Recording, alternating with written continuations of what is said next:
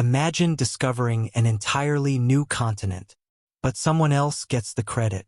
That is one of history's greatest naming mysteries. Today, we'll uncover why America is called America, and why the answer still sparks debate more than 500 years later. At first glance, the answer seems obvious. Surely America was named after Christopher Columbus. After all, Columbus reached the Caribbean in 1492 and opened the way for European exploration of the New World. But surprisingly, America is not named after Columbus. Instead, the name honors another Italian explorer whose voyages changed the way Europeans understood the world. His name was Amerigo Vespucci. Amerigo Vespucci was born in Florence, Italy, in 1454. Like Columbus, he sailed across the Atlantic during the Great Age of Exploration. But Vespucci made one crucial observation.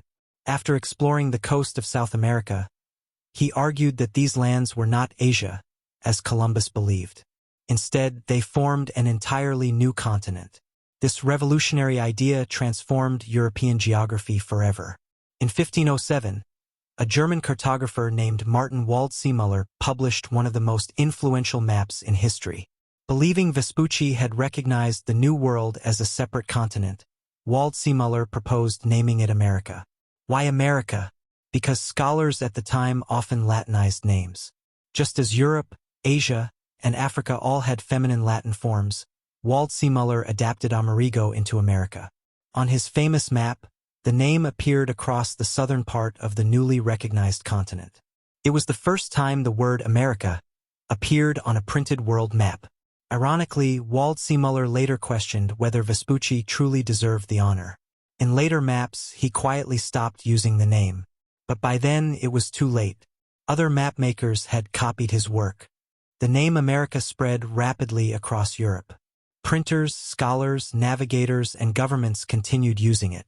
Once a name appears on influential maps, it becomes remarkably difficult to replace. Some historians have proposed alternative theories.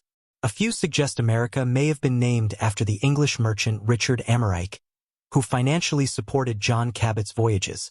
Others argue the story is more complicated than traditionally presented. However, no alternative explanation has gained the same scholarly acceptance as the connection to Amerigo Vespucci and Waldseemüller's 1507 map. Today, that remains the explanation accepted by most historians and historical geographers.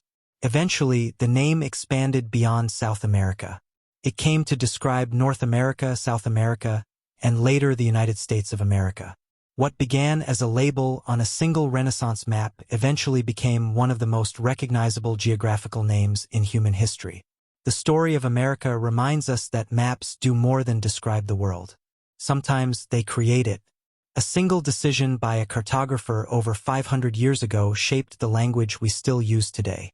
Every place has a name. Every name has a story. If you enjoyed this journey into history, subscribe to Place Names Explained, where every week we uncover the fascinating origins of places around the world.